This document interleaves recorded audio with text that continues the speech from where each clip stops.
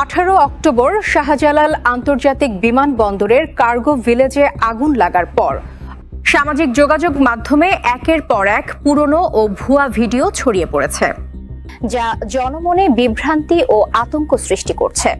যাচাইয়ে দেখা গেছে, কিছু ভিডিও ওমানের মরদেহবাহী বিমানের, কিছু যুক্তরাষ্ট্রের বিমান দুর্ঘটনার, আবার কিছু ভিডিও এআই প্রযুক্তিতে তৈরি ডিপফেক কন্টেন্ট।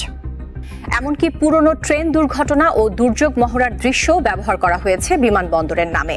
সুতরাং এসব ভিডিওর কোনোটি শাহজালাল বিমানবন্দরের প্রকৃত ঘটনার সঙ্গে সম্পর্কিত নয়, সবই ভুয়া ও বিভ্রান্তিকর প্রচার। বিস্তারিত জানুন আমাদের প্রতিবেদক রাফিদ হাসানের রিপোর্টে।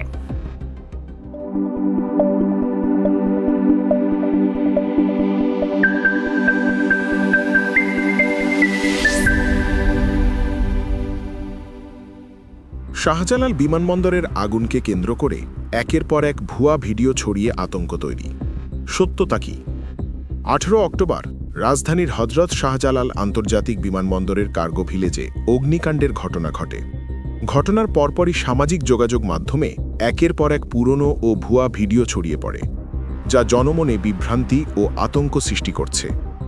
তথ্য যাচাইয়ে যা পাওয়া গেছে: 1. অ্যাম্বুলেন্সের ভিডিও। দাবি করা হয়েছে বিমানবন্দর থেকে একের পর এক মরদেহ বের হচ্ছে।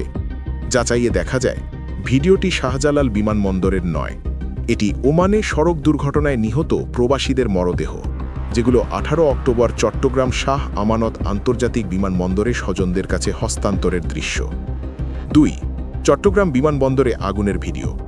দাবি, শাহ আমানত আন্তর্জাতিক বিমানবন্দরে আগুন লেগেছে।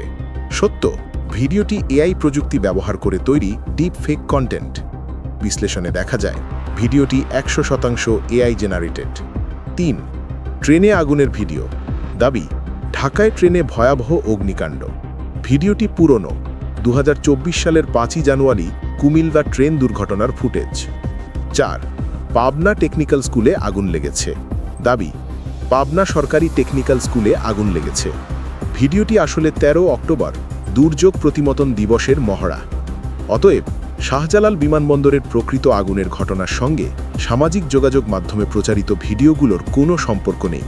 বেশিরভাগ ভিডিও পুরনো, বিদেশি বা কৃত্রিম বুদ্ধিমত্তা দিয়ে তৈরি।